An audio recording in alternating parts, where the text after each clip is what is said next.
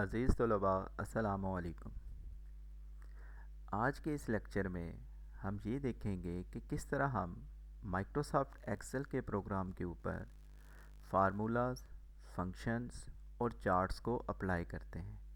इसका पूरा practical work हम इसमें देखेंगे और इस मकसद के लिए हम एमएस एक्सेल की जो वर्कबुक है उसको ओपन कर लेते हैं। इसके लिए हम एक ब्लैंक वर्कबुक को सिलेक्ट करेंगे जिससे हमारे सामने एक वर्कबुक आ जाएगी, जैसे कि बुक 1 से ये नज़र आ रही है और इसमें शीट्स हैं जिसमें हम शीट 1 के ऊपर काम करेंगे। इसमें जो इम्पॉर्टेंट चीज़ है इस लेक्चर में वो ये है कि अरिथमेटिक ऑपरेटर्स क्या है जो किसी भी फार्मूला में काम करते हैं, जैसे कि यहाँ पे नज़र आ रहे हैं, इनको देखेंगे। और दूसरी इम्पॉर्टेंट चीज़ ये है कि हम मुख्तलिफ़ किस्म के जो सेल रेफरेंस हैं उनको कैसे सेट करते हैं और उनको अप्लाई करके हम मुख्तलिफ़ किस्म की वैल्यूज़ को डिस्प्ले करवा सकते हैं, उनका रिज़ल्ट देख सकते हैं। इसको शुरू करते हैं। इस मकसद के लिए हम पहले देखते हैं कि हमारे पास अरिथमेटिक ऑपरेटर्स कौन से हैं जो एमएस एक्सेल में इस्तेमाल किए जा सकते हैं। इनमें हमारे पास प्लस का ऑपरेटर है जो कि प्लस साइन के साथ है, किसी भी रेफरेंस वैल्यू को ऐड करने के लिए इस्तेमाल किया जाता है।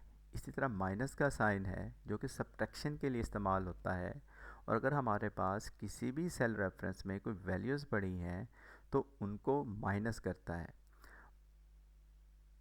माइनस साइन निगेशन के लिए दोबारा से बताया गया है कि ये भी निगेशन करता है, मसलन ये पूरी वैल्यू को बाद में यहाँ पे नेगेटिव करके दिखा रहा है। इसी तरह हमारे पास स्टेरिक साइन है जो कि मल्टीप्लिकेशन के लिए इस्तेमाल हो रहा है, जैसे कि हम इस पैरेंथेसिस के अंदर इस्तेमाल होने वाले रेफरेंसेस को 2 के साथ मल्टीप्लाई करके वैल्यूज़ गेट कर रहे हैं। इसी तरह हमारे पास जो फॉरवर्ड स्लैश है वो किसी भी वैल्यू को डिवाइड करने के लिए इस्तेमाल होती है, और इसी तरह हमारे पास जो परसेंट साइन है वो किसी वैल्यू की परसेंटेज गेट करने के लिए इस्तेमाल होती है, जिसको हम आगे प्रैक्टिकल में देखेंगे। और इसी तरह हमारे पास जो कैरेट साइन है जिसको हम पावर साइन भी कहते हैं, ये मुख्तलिफ वैल्यूज़ की पावर गेट करता है, एक्सपोनेंटेशंस निकालता है। अब हमने ये देखना है कि जो हम मुख्तलिफ़ किस्म के ऑपरेटर इस्तेमाल करेंगे उनमें प्रेसिडेंसी क्या है। सबसे पहले कौन से ऑपरेटर जो हैं वो इस्तेमाल होते हैं। उनमें सबसे पहले हमारे पास पैरेंथेसिस इस्तेमाल होते हैं। जो वैल्यूज़ इनमें लिखी जाएगी फिर उनको अकॉर्डिंगली हम मल्टीप्लिकेशन, डिवीज़न, सब्ट्रैक्शन और एडिशन, ऐड ऑपरेटर और परसेंटेज के साथ और फिर किसी भी वैल्यू की पावर निकालने के लिए देखेंगे और इस्तेमाल करेंगे। इसके बाद हमारे पास कुछ रेफरेंसेस सेट होंगे जिनको हम देखेंगे। हमारे पास जो सबसे पहली चीज़ होती है वो ये है कि एक फार्मूला है क्या चीज़। फार्मूले को हम मोस्टली कैलकुलेशन के लिए इस्तेमाल करते हैं। जब भी हमने कोई वैल्यूज़ लिखनी होती हैं उन वैल्यू का रिज़ल्ट देखने के लिए, कैलकुलेशंस के लिए जो हम रेफरेंस सेट करेंगे वो फार्मूला बार में सेट करेंगे। फार्मूले को अप्लाई करने के लिए हम इक्वल का साइन इस्तेमाल करते हैं, और उसके बाद हम पर्टिकुलर जो सेल रेफरेंस होते हैं उन सेल रेफरेंस को इस्तेमाल करते हैं, और जिस जिस सेल को हम सिलेक्ट करते हैं उस सेल का रेफरेंस जो है वो यहाँ पे आना शुरू हो जाता है। फार्मूला जब भी अप्लाई किया जाता है तो उसमें इम्पॉर्टेंट चीज़ होती है हमारा सिंबल, जिसे हम इक्वल साइन कहते हैं। अब हम इसको इस्तेमाल करते हैं। इस मकसद के लिए हम इसकी विजिबिलिटी बढ़ाने के लिए जो इस एरिया में हम काम करते हैं उसको एक दफ़ा उसका साइज़ ज़्यादा कर देते हैं। Let's suppose like this. अब हम अगर किसी भी सेट के अंदर वैल्यू सेट करेंगे तो वो हमारा एक्टिव सेल कहलाएगा। फॉर एग्ज़ाम्पल हमारे पास ये एक सेल है जिसका रेफरेंस जो हमारे पास आएगा वो उसका लेबल होगा कि इस सेल का एड्रेस क्या है। फॉर एग्ज़ाम्पल हम इसमें एक वैल्यू सेट करते हैं 2 और एक नए सेल में वैल्यू सेट करते हैं 4। अब हम इस सेल के अंदर इसका आंसर गेट करना चाहते हैं। तो हमारे पास इस मकसद के लिए जो अरिथमेटिक ऑपरेटर्स हैं, इनमें हम प्लस ऑपरेटर को इस्तेमाल करते हुए इसका आंसर गेट करेंगे फार्मूले के थ्रू। जब भी फार्मूला अप्लाई किया जाता है किसी भी सेल के ऊपर, किसी भी वैल्यू के ऊपर, तो उसके लिए हम इक्वल का साइन इस्तेमाल करते हैं। इक्वल का साइन इस्तेमाल करने से हमारे पास वो पर्टिकुलर जो सेल होता है जिसमें हमने आंसर गेट करना है, वो एक्टिव फार्मूले को होल्ड करके उसकी वैल्यू डिस्प्ले कर देता है।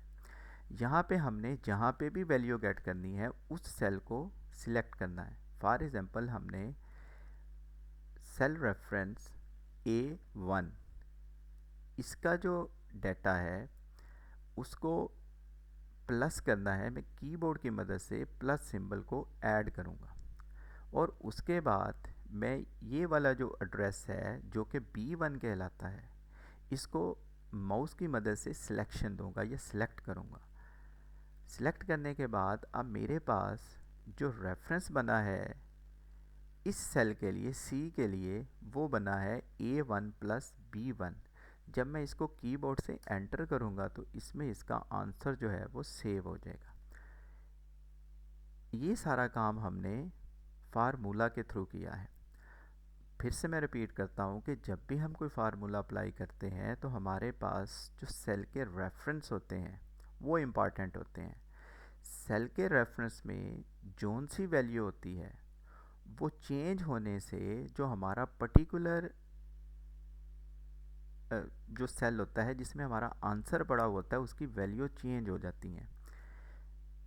फॉर एग्ज़ाम्पल हमने ये जो सेल सेलेक्ट किया था इसमें जो रेफरेंस पड़े हुए हैं वो सेल A1 प्लस B1 के हैं। अगर हम इसकी वैल्यू अब चेंज करेंगे तो हमारी टोटल ओवरऑल वैल्यू जो है वो यहाँ पे चेंज हो जाएगी। ये सेल रेफरेंस है। सेल रेफरेंस क्या करता है कि आपके पास जोन सा भी सेल है उसका एक लेबल है। वो लेबल उसकी रो के साथ होता है और उसके कॉलम के साथ होता है। ये हमारे पास सेल्स के कॉलम है और ये हमारे पास रोज़ हैं। कोई भी सेल का जो रेफरेंस बनता है वो उसके कॉलम नेम और रो नंबर से बनता है। हम कह सकते हैं कि ये वाला जो सेल है इसका एड्रेस A1 है और इस वाले सेल का जो एड्रेस है वो B1 है और यहाँ पे हमने एक फार्मूला अप्लाई किया हुआ है जो कि इन दोनों का जो एड्रेस है वो होल्ड करता है। हम लेट्स सपोज इस सेल में मौजूद जो वैल्यू है इसको डिलीट कर देते हैं। डिलीट बटन प्रेस करके पहले सिलेक्ट करते हैं फिर डिलीट करते हैं। फॉर एग्जांपल मैं इसको डिलीट करता हूँ, सिलेक्ट करता हूँ, डिलीट करता हूँ। अब मैं चाहता हूँ कि ये जो दो वैल्यूज़ हैं इनका जो फाइनल रिज़ल्ट है वो मैं यहाँ पे गेट करना चाहता हूँ और ये मेरे पास जो सेल का एड्रेस आ रहा है वो J3 आ रहा है। अब मैं इसको सिलेक्ट करता हूँ और फार्मूला बार पे क्लिक करता हूँ और जहाँ पे मैं इक्वल साइन ऐड करता हूँ और इस सेल को सिलेक्ट करता हूँ। माउस की मदद से भी कर सकते हैं या आप इसका एड्रेस खुद लिख सकते हैं। इसके बाद प्लस का सिंबल यानी मैंने इसको फार्मूले की मदद से ऐड करना है और उसके बाद मैं B1 को सिलेक्शन देता हूँ। तो अब मैं अगर एंटर की प्रेस करूँगा तो मेरा आंसर यहाँ पे आ जाएगा। अगर हम यहीं पे दूसरा ऑपरेटर इस्तेमाल करना चाहें जिसे हम माइनस कहते हैं तो ये वैल्यू माइनस हो के आ रही है 6 माइनस 4। अगर हम तीसरा ऑपरेटर इस्तेमाल करना चाहें, फॉर एग्ज़ाम्पल स्टेरिक है हमारे पास फॉर मल्टीप्लिकेशन, तो ये हमारे पास ये वैल्यू यहाँ पे शो कर रहा है। इसी तरह अगर मैं डिवाइड करना चाहूँ तो मैं इसको डिवाइड करूँगा तो मेरे पास ये वैल्यूज़ आना शुरू हो जाएंगी। इसी तरह अगर मैं किसी एक वैल्यू की पावर गेट करना चाहता हूँ, फॉर एग्ज़ाम्पल 4 की पावर मैं 2 गेट करना चाहता हूँ, तो उसके लिए हमारे पास क्या है कि यहाँ पे मैं इसकी वैल्यूज़ लेना चाहता हूँ। फॉर एग्ज़ाम्पल अब मैं इनको डिलीट करता हूँ और 2 का स्क्वायर रूट गेट करता हूँ या 3 का स्क्वायर रूट गेट करता हूँ 3 और यहाँ पे मैं इसका स्क्वायर रूट ले लेता हूँ। तो ये मेरे पास आ जाएगा equal this value from this reference यानी G3 और इसके लिए मैंने कैरेट का साइन इस्तेमाल करना पावर के लिए 2, 3 3 ज़ार 9, ये इसका स्क्वायर रूट आ गया। इस तरह हम मुख्तलिफ़ किस्म के फार्मूलाज को अप्लाई कर लेते हैं। फार्मूलाज में अगर हमारे पास किसी भी सेल की रेंज बढ़ रही है या किसी कॉलम में रेंज बढ़ रही है, तो उस सूरत में हमने जो भी ऑपरेटर इस्तेमाल करना है उसको ऑपरेटर साइन के साथ इस्तेमाल किया जाएगा। लेकिन जब हम कोई फंक्शन इस्तेमाल करेंगे तो उस सूरत में हमारे पास जितने भी रेफरेंस होंगे, for example this value, let's suppose new value, then a new value, then a new value, जब इन सब को हम यहाँ पे कैलकुलेट करेंगे, चाहे वो माइनस के साथ करें, मल्टीप्लिकेशन के साथ करें, डिवीजन के साथ करें, तो उस सूरत में हमारी जो सेल रेंज है वो फंक्शन में तो इस्तेमाल हो जाएगी लेकिन फार्मूला में वो अप्लाई नहीं होगी।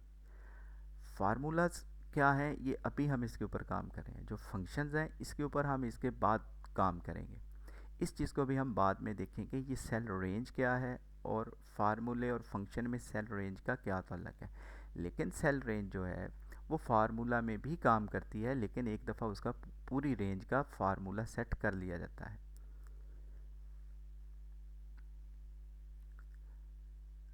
सिर्फ अब हम यहाँ पे ये देख लेते हैं कि सेल रेंज क्या होती है।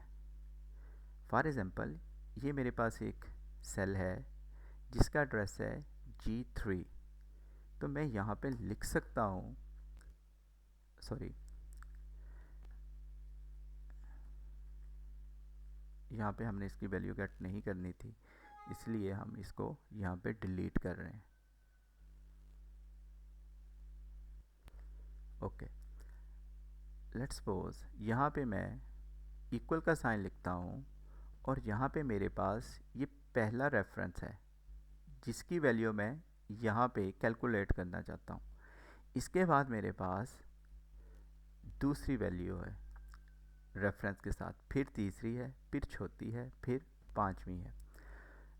अब मैं अगर फार्मूला के थ्रू इसको कैलकुलेट करूँगा तो मुझे हर एक रेफरेंस के बाद ऑपरेटर का इस्तेमाल करना है, like this, like this, like this, like this, sorry, like this and like this. अब जब मैं इसको एंटर करूँगा तो मेरे पास ये पूरी वैल्यू आ जाएगी। अब अगर मैं यही काम फंक्शन के थ्रू करूँगा तो मुझे ज़रूरी नहीं है कि मैं इन सब में हर एक रेफरेंस के बाद ऑपरेटर का इस्तेमाल करूँ। जब मैं फंक्शन अप्लाई करूँगा तो मैं पर्टिकुलर फंक्शन का नाम लिखूँगा और उसका एक इनिशियल रेफरेंस दूँगा और एक लास्ट रेफरेंस दूँगा और बीच में कोलन को इस्तेमाल करके उसकी वैल्यू गेट कर लूँगा। फार्मूलाज क्या होते हैं इसको बाद में देखते हैं, लेकिन इससे पहले अब हमने इम्पॉर्टेंट चीज़ जो देखनी है वो है सेल रेफरेंसेस, जिसकी अभी हम बात कर रहे हैं। इसमें रिलेटिव रेफरेंसेस, एब्सोल्यूट और मिक्स रेफरेंसेस क्या होते हैं, ये बहुत ज़रूरी है। जब हमारा कंसेप्ट इनके मुतल्लिक ठीक हो जाएगा तो फिर हम मुख्तलिफ़ किस्म की कैलकुलेशंस को फार्मूला और फंक्शन के साथ अच्छे तरीके से कैलकुलेट कर सकते हैं। अब हम देखते हैं कि एक रिलेटिव रेफरेंस क्या होता है।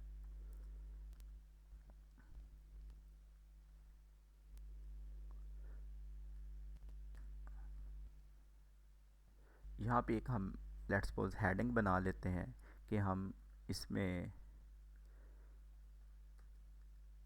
रिलेटिव रेफरेंस के अकॉर्डिंग काम कर रहे हैं,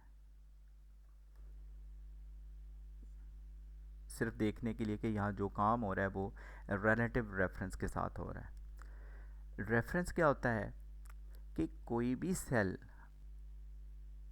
अपनी जो वैल्यू फार्मूले से गेट कर रहा है वो रेफ़र किसे कर रहा है, कैसे कर रहा है, उसके लिए वो रिलेटिव रेफरेंस बनाता है या एब्सोल्यूट रेफरेंस बनाता है या मिक्स टाइप के रेफरेंस बनाता है।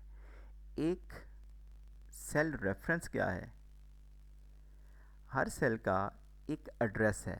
फॉर एग्ज़ाम्पल ये एक सेल है, इसके अलावा ये एक सेल है, तो इनके एक एड्रेसेस बन रहे हैं जिनको हम लेबल के साथ डिफ़ाइन करते हैं।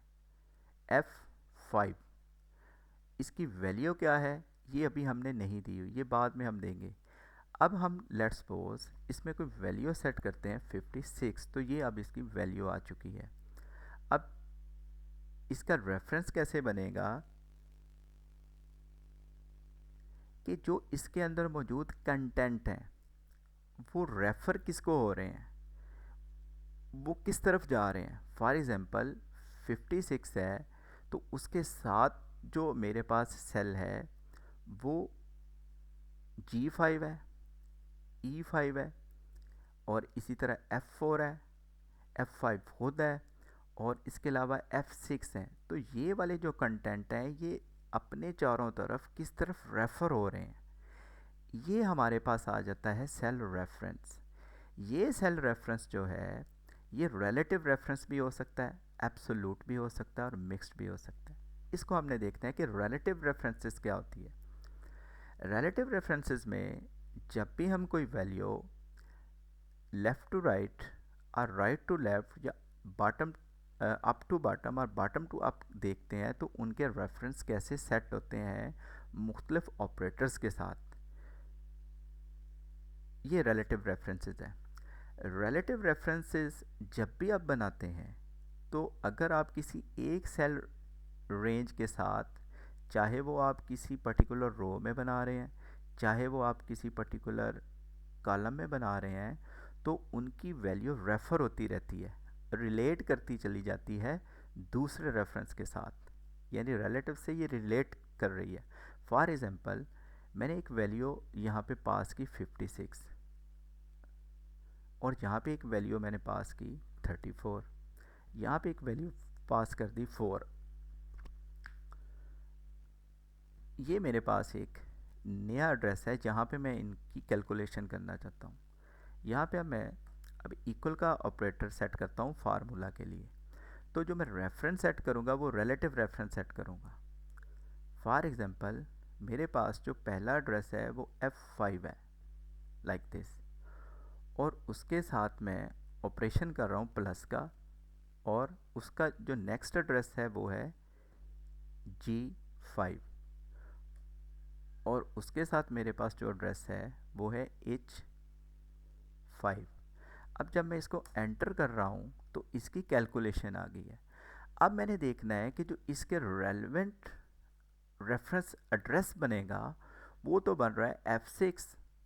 अब मैं अगर F6 में कोई वैल्यू लिखता हूँ 45, और इसी तरह G6 में कोई वैल्यू लिखता हूँ 45, और यहाँ पे मैं वैल्यू लिख देता हूँ 10, ठीक है।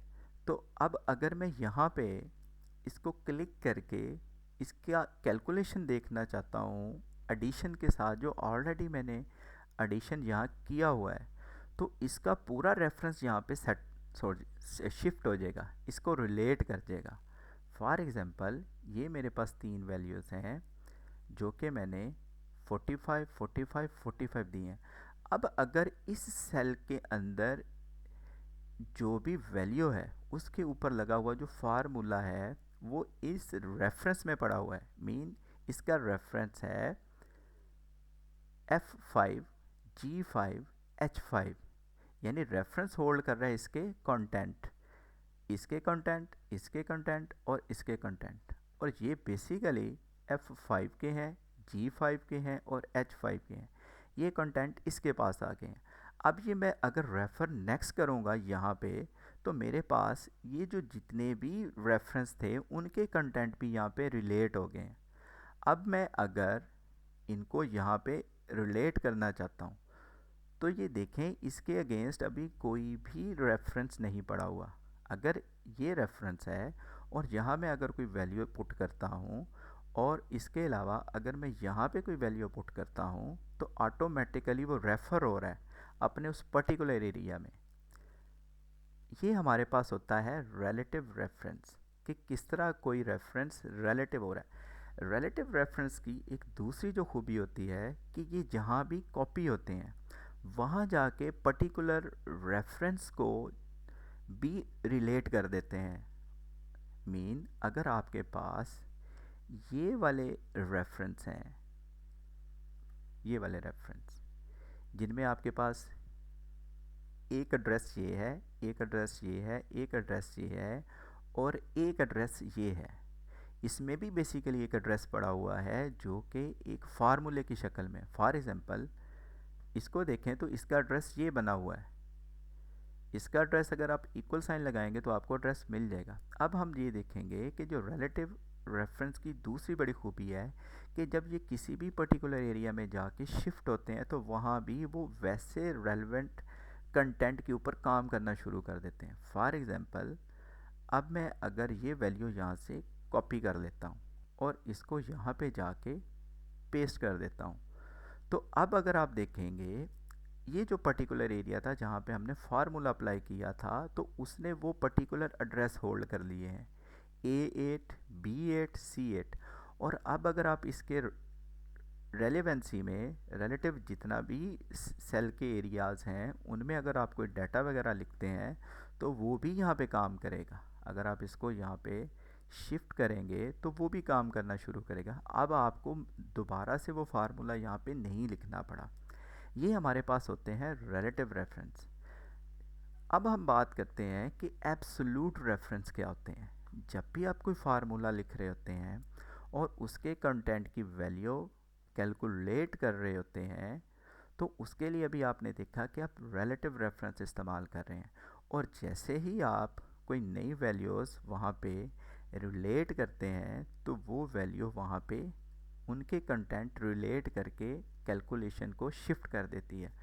फॉर एग्ज़ाम्पल मैं फिर से रिपीट कर रहा हूँ 234 लाइक दिस। और इसमें अगर हम देखें इसको शिफ्ट कर रहे हैं तो उसने इसका रेलेवेंट रेफरेंस उठा लिया है।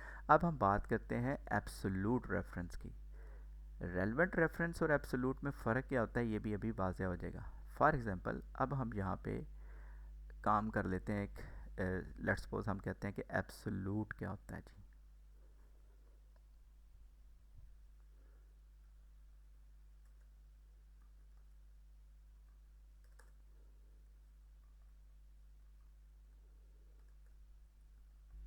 एब्सोल्यूट रेफरेंस, सॉरी,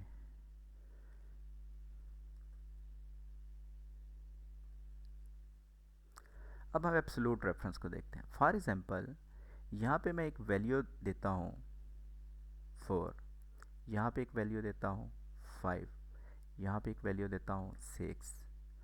3 वैल्यूज़ हो गई हमारे पास। और यहाँ पे मैं कैलकुलेशन करना चाहता हूँ। यहाँ पे मैं कैलकुलेशन के लिए फार्मूला अप्लाई करूँगा। फार्मूले के लिए जैसा कि फार्मूला बार में इक्वल साइन मस्ट स्टार्ट होगा।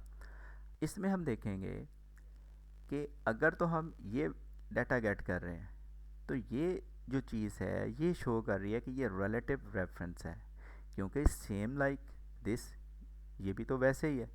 ये F5 है और ये M5 है, दोनों में कोई फ़र्क नहीं है। लेकिन जब आप एब्सोल्यूट रेफरेंस बना रहे होते हैं तो आपने ये जो एड्रेस है इसके जितने पोर्शन होते हैं उनके साथ डॉलर साइन अप्लाई करना होता है। यहाँ पे डॉलर साइन अप्लाई करने के लिए आप माउस की मदद से क्लिक करेंगे यहाँ पे, यानी यहाँ पे आप सिलेक्शन दिया आपने कि आप यहाँ पे इस सेल में अपना आंसर गेट करना चाहते हैं। यहाँ पे आप आंसर ले रहे हैं। मैं फिर से रिपीट करता हूँ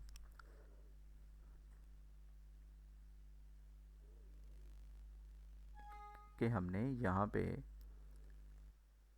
पे अपना आंसर लेना है। जैसे हमने यहाँ पे आंसर लिया था अब हमने यहाँ पे आंसर गेट करना है। लेकिन यहाँ पे अब हम एब्सोल्यूट रेफरेंस बनाएंगे, इक्वल साइन, और यहाँ पे मैंने क्लिक किया तो ये मेरे पास लेबल के साथ इस एड्रेस की डिटेल आ गई है। अब इसमें जो कंटेंट है वो 4 पड़ा हुआ है। अब मैं इसका रेफरेंस बना रहा हूँ। ये मेरे पास एक एड्रेस है, ये भी एक एड्रेस है, ये भी एक एड्रेस है, ये भी एक एड्रेस है। ये यानी सेल हैं, इनके कुछ ना कुछ एड्रेसेस और इनमें कुछ कंटेंट पड़े हैं। रेफरेंस मैं फिर से रिपीट कर रहा हूँ वो चीज़ है कि जो इसके चारों तरफ मौजूद सेल्स को रेफ़र हो जाएंगे अपनी पर्टिकुलर वैल्यूज़ के साथ, जो भी वहाँ पे आप खुद से देंगे उनको ये रेफरेंस जो है वो सेट करेंगे। इससे पहले हमने रिलेटिव रेफरेंस देखे हैं, अब हम एब्सोल्यूट देख रहे हैं। ये हमारे पास एड्रेसेस हैं। अब मैं इन एड्रेसेस को एब्सोल्यूट बनाने जा रहा हूँ। इसके लिए मैं क्या करूँगा कि ये वाला जो एड्रेस है इसके हर एक पार्ट्स के साथ मुझे डॉलर साइन अप्लाई करना है, dollar sign and then dollar sign. ये सारा काम कीबोर्ड से किया जाएगा। उसके बाद अब मैं इसको क्या करता हूँ, यहाँ पे प्लस करता हूँ। प्लस करने के बाद मैंने ये वाला जो एड्रेस है इसको भी एब्सोल्यूट बनाना है। एब्सोल्यूट के लिए फिर मैं यहाँ से अपने माउस की मदद से फार्मूला बार में आके क्लिक करूँगा और यहाँ पे मैं डॉलर साइन अप्लाई करता हूँ और फिर दोबारा से डॉलर साइन को अप्लाई करता हूँ। इसके बाद मेरे पास जो तीसरी वैल्यू है, लेट्स सपोज इसको भी मैं ऑपरेशन जो है इसका वो प्लस ही करवाना चाहता हूँ। तो अब मैं जब दोबारा इस एड्रेस को क्लिक करूँगा तो ये O5 है। O5 को मैं एब्सोल्यूट रेफरेंस बनाना चाहता हूँ, तो मैं इसके साथ भी डॉलर साइन और डॉलर साइन अप्लाई करूँगा। अगर आप कीबोर्ड से चाहें तब भी कर सकते हैं, लेकिन जैसे आपके पास कुछ शॉर्टकट की होती हैं, कुछ फंक्शन कीज़ होती हैं, तो फंक्शन की के साथ भी इसको बना सकते हैं, इस एड्रेस को एब्सोल्यूट एड्रेस। उसके लिए हमारे पास फंक्शन की में F4 इस्तेमाल होता है। अगर आप कीबोर्ड से F4 प्लस प्रेस करेंगे तो ऑटोमेटिकली इन दोनों के साथ डॉलर साइन ऐड हो जाएंगे, यानी O के साथ डॉलर साइन भी आ गया और 5 के साथ भी। और इसके लिए जो शॉर्टकट की है वो F4 है, सिर्फ F4, उसके साथ कोई कम्बिनेशनल की आपने इस्तेमाल नहीं करनी। अब जब आप इसको एंटर करेंगे तो आपके पास ये वैल्यू 15 आ चुकी है, लेकिन ये जितना भी काम हुआ है वो एब्सोल्यूट रेफरेंस से हुआ है। अब लेट्स सपोज इसके जो रेलेवेंट जितने भी मिलते जुलते एडजेसेंट सेल हैं इनमें अगर मैं कोई वैल्यू पास करता हूँ, लेट्स सपोज 34, 32 एंड 23, और यहाँ पे मैं अगर इसका रेफरेंस लेके आता हूँ तो वो रेफरेंस एब्सोल्यूट उसी पर्टिकुलर रो के लिए है, यानी वो एब्सोल्यूट उसने फिक्स कर दिया है, वो यहाँ पे आया, उसने इसका रेफरेंस रिलेट नहीं किया, यानी उसका सारा ऑपरेशन रिलेट नहीं किया।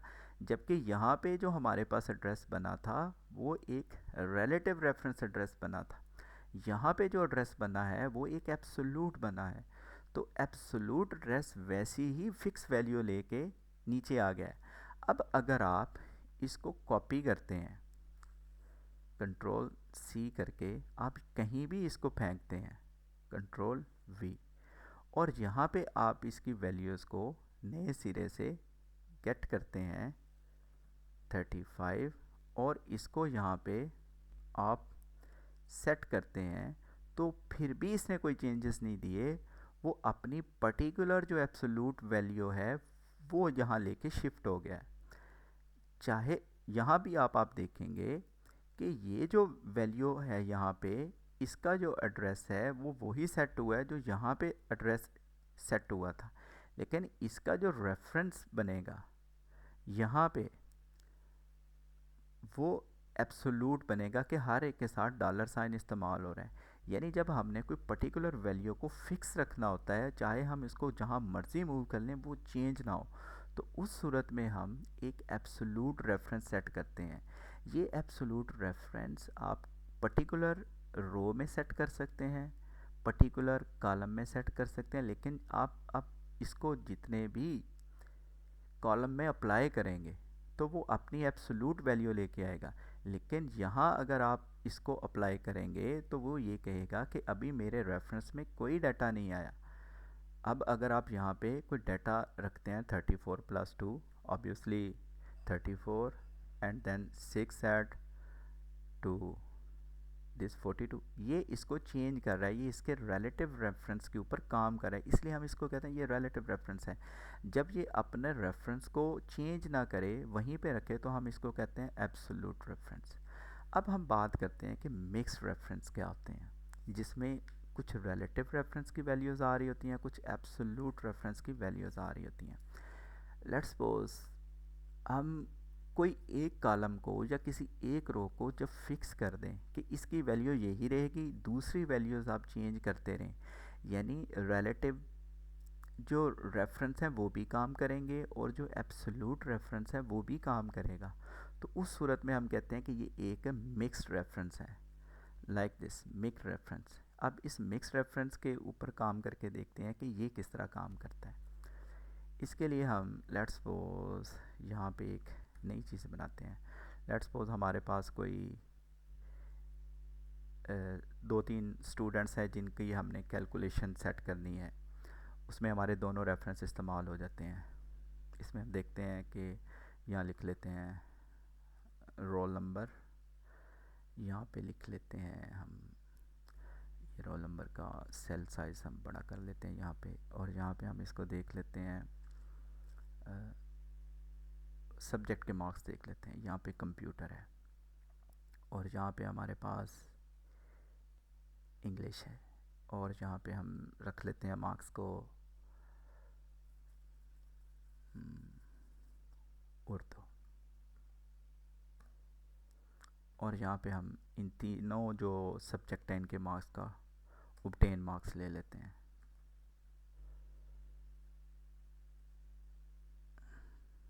इसका भी साइज़ हम बड़ा कर लेते हैं, यहाँ से होगा ऑब्टेन मार्क्स।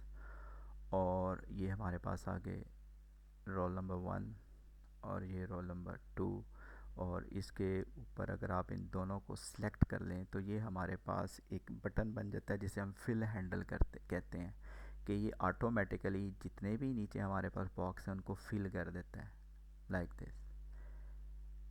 अब यहाँ पे आपने दोबारा से मैं इसको रिपीट करता हूँ आपकी सहूलत के लिए, कि इसको अगर मैंने 1 लिखा है और इसका ये फाइल हैंडलर में क्लिक करके ये जो आपको प्लस का सिंबल मिलेगा ड्रैग करूँगा तो ये फाइल हैंडलर ये 1-1 की सीरीज़ ही प्रिंट करेगा, ये मीन दोबारा इनको इसी के साथ फिल करेगा।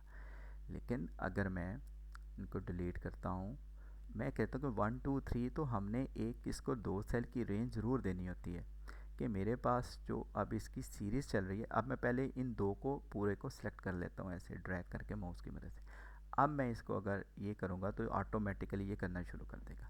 हमारे पास जो कंप्यूटर के मार्क्स हैं वो हैं लेट्स सपोज 90, और इंग्लिश के मार्क्स आ गए हमारे पास 78, उर्दू के आगे 67, और यहाँ पे हमने ऑब्टेन गेट करने हैं। यहाँ पे रिलेटिव रेफरेंस को ही स्टार्ट करते हैं। रिलेटिव रेफरेंस में formula like this, equal sign this plus this plus this, enter. ये हमारे पास आ गया इसका टोटल। ये मैंने काउंटिंग कर दी है कि हम काउंट वगैरह कर रहे हैं। तो 235। अब हमारे पास जो रोल नंबर 2 है, अब इसका अगर रिलेटिव रेफरेंस बना हुआ है क्योंकि एड्रेस बता रहा है कि एक रिलेटिव रेफरेंस है, तो आप इसको पहले से ही अप्लाई कर दें कि आप इसकी कहाँ तक इसकी रेंज सेट करना चाहते हैं, कि जितने भी अब रिलेटिव रेफरेंस आएंगे वो यहाँ पे वैसा ही परफॉर्म करेंगे जैसा पहले सेल का एड्रेस था। ठीक है, तो अब मैं यहाँ पे कोई वैल्यू ऐड कर देता हूँ, लेट्स सपोज 95 और 67 और 54, और इसी तरह मेरे पास वैल्यू आ गई 56, 78 एंड 73। ये मेरे पास ऑब्टेन मार्क्स आ गए हैं।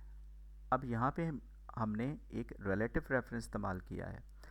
यहाँ पे हम लेना चाहते हैं इसकी परसेंटेज गेट करना चाहते हैं कि ये कितने परसेंटेज मार्क्स ले रहा है।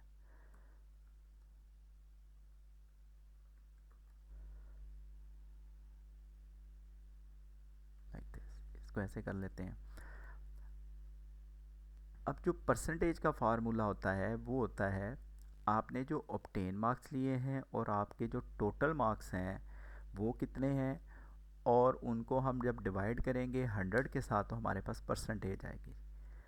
और हमें पता है कि ये 3 सब्जेक्ट हैं, और अगर इन तीनों सब्जेक्ट के टोटल मार्क्स हमारे पास, मसलन मैं ये कह रहा हूँ कि आपके पास आ गए obtain divided by total multiply by 100। अगर लेट्स सपोज ये फार्मूला है हमारे पास ऑब्टेन मौजूद है, हमारे पास टोटल यहाँ नहीं लिखे हुए, लेकिन हमें पता है कि टोटल लेट्स सपोज 300 है, और उनको हमने 100 के साथ एक फ़िक्स वैल्यू के साथ डिवाइड कर देना है। और इस तरह टोटल भी हमारे पास एक फ़िक्स वैल्यू हो सकती है। लेट्स हम कह सकते हैं कि 100 में से इन्होंने गेट किए हैं, तो हमारे पास आ गया लेट्स सपोज जो हमारे पास टोटल मार्क्स हैं, हम यहाँ पे लिख लेते हैं कि जो टोटल हैं वो तो नहीं है हमारे पास, क्यों ऑब्टेन हमारे पास मौजूद हैं, परसेंटेज हमने निकालनी है और टोटल हमारे पास है लेट्स सपोज 300 था। तो टोटल इज़ इक्वल टू, मैं नए सेल में इसको दे रहा हूँ, इस सेल में दे लेता हूँ 300 नए सेल में कि टोटल 300 है। अब यहाँ पे मैंने परसेंटेज फाइंड करनी है। रिलेटिव रेफरेंस हम निकाल चुके हैं। अब परसेंटेज में मेरे पास जो फार्मूला सेट होगा equal two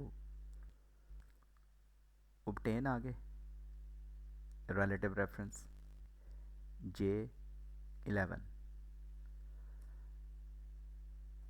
divided by total. Total अब मेरे पास ये है, ये वाला एड्रेस है 300, लेकिन जो टोटल वाला रेफरेंस है इसको मैं एब्सोल्यूट बनाने जा रहा हूँ कि ये सब के ऊपर इतना ही रहेगा, लाइक दिस। दूसरा तरीका ये बताया था कि आप उस पर्टिकुलर एड्रेस को सिलेक्ट करें और F4 प्रेस करें तो वो एब्सोल्यूट रेफरेंस बना देगा। इसका उसने एब्सोल्यूट रेफरेंस बना दिया है। और मल्टीप्लाई बाय 100 ये मैं लिख लेता हूँ। अब मेरे पास ये वाली परसेंटेज इसकी आ गई है 78। अब आप इसमें देखें तो जो मेरे पास D16 है वो चेंज नहीं होगा, वो 300 लिखा हुआ है ये वाला। अब इसको अगर मैं अप्लाई करता हूँ, अब इसके जो डेसिमल जो पॉइंट्स हैं उनको कम कर लेते हैं, उसके लिए I think for decrease decimal points decrease कर लेते हैं, ये रख लेते हैं और इसको हम ड्रैग करके सब के ऊपर अप्लाई कर देते हैं।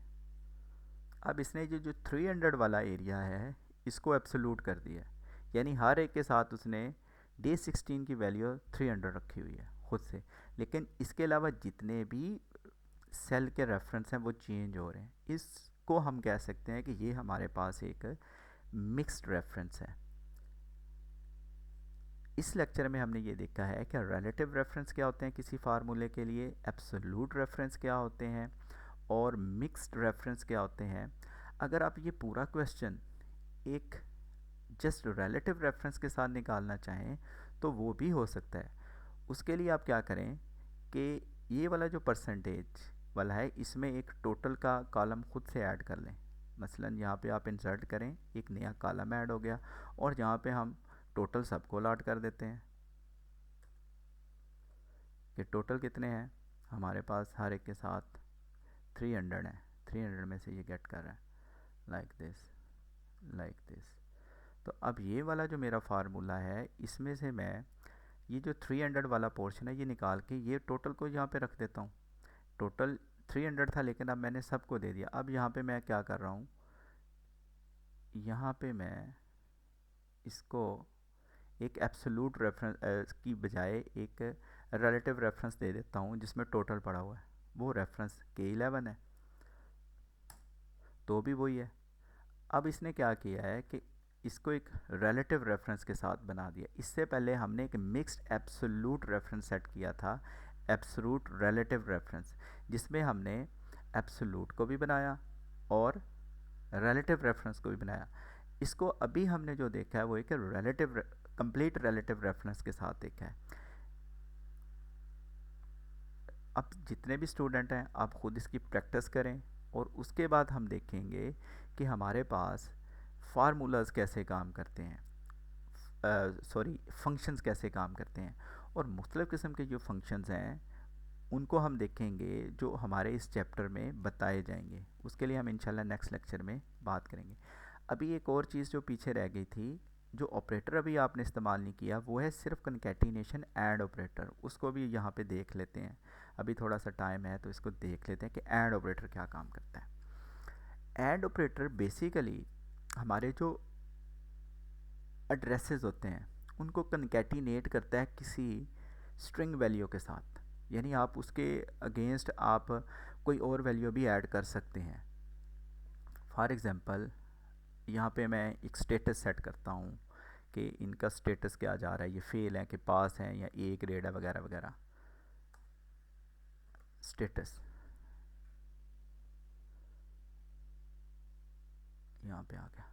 यहाँ पे हम ये देखते हैं कि जितने जो स्टूडेंट हैं अगर उनके मार्क्स 75 से या 75 से ज़्यादा हैं तो वो पास हो, नहीं तो फेल हो। उसके लिए वैसे तो ये एक लंबा काम है जो कि इफ़ एल्स के साथ होता है, लेकिन यहाँ पे अब हमारी स्लाइड में एंड कंकैटिनेशन ऑपरेटर आया तो इसको हम भी देख लेते हैं कि इसको कैसे करते हैं। इसके लिए हम ये देखते हैं कि यहाँ पे हम फार्मूला बार पे इक्वल साइन से हम इसको स्टार्ट करेंगे और इफ़ एंड का यूज़ आ गया एंड देन ये वाला जो एड्रेस है उसका डाटा ग्रेटर है या इक्वल है 75 से, तो हम कहते हैं कि वो जो है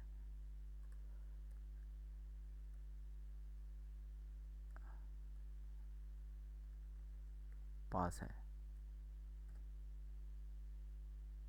अब ये जो ऐड ऑपरेटर होता है इसकी वैल्यू ट्रू फॉल्स में होती हैं। अगर आप कोई वैल्यू नहीं सेट करेंगे, यहाँ पे स्ट्रिंग नहीं सेट करेंगे, तो इस क्राइटेरिया को देख के वो आपके क्राइटेरिया को या ट्रू कंसीडर करता है या फॉल्स कंसीडर करता है। लेकिन मैंने ये ट्रू की जगह के ऊपर पास रखा हुआ है और इसके साथ जो वैल्यू फॉल्स वाली है अभी उसको मैंने सेट नहीं किया, तो मैं इसको एंटर करता हूँ तो ये पास है। ठीक है, अब इसको मैं दूसरों के ऊपर अप्लाई करता हूँ तो जो पास नहीं है वो डेफिनेटली फेल है। अगर आपने तो फेल वाला क्राइटेरिया तो लिखा नहीं तो उसको बाय डिफ़ॉल्ट वो फॉल्स में सेट कर देता है। यानी अगर आप ये वैल्यू नहीं रखते तो ये इस वैल्यू को या ट्रू सेट कर देता है इस क्राइटेरिया को देख के, लेकिन ये सारा काम एंड ऑपरेटर करता है, यानी ये कंकैटिनेट करता है एक नई वैल्यू को। इसको जब हम आगे कोई नेस्टेड टाइप की इफ़ एल्स को देखेंगे या कोई क्राइटेरिया सेट करेंगे तो इसको मज़ीद देखेंगे। लेकिन अब आप यहाँ पे जो फेल हैं उनको यहाँ पे फॉल्स की जगह पे फेल लिखते हैं कि ये फेल है। अब अगर आप एंटर करेंगे तो ये पास है और अगर आप इसका रेफरेंस रिलेटिव करेंगे तो ये फेल है। लेट्स सपोज एक और आदमी को चेक करते हैं, उसके मार्क्स हम 75 ही सेट करते हैं लाइक दिस। हमारे पास एक नया रोल नंबर आया, ये 3 इसलिए है कि हमने एक की सिलेक्शन दी है। अगर हम यानी कि ये 2 हैं तो इनको ड्रैग करके यहाँ पे ले आएंगे, ये 4 बन जाएगा। लेकिन सिंपल से आप खुद से 4 लिख लें। ये रोल नंबर 4 है, इसके मार्क्स हम रखते हैं जो कि, और ये ऑब्टेन आगे खुद से ऐड हो जाएंगे क्योंकि रिलेटिव रेफरेंस है, और टोटल भी आप यहाँ पे दे दें और इसके साथ रिलेटिव रेफरेंस हैं तो फाइल एंड इसको सेट करेगा। ये भाई सब भी फेल हो जाएंगे। ठीक है, तो हम इनके मार्क्स बढ़ा देते हैं, शायद ये पास हो जाए 90। अब अगर हम एंटर करते हैं तो अभी भी ये फेल की तरफ जा रहे हैं, इसके कंप्यूटर में बढ़ा देते हैं 71।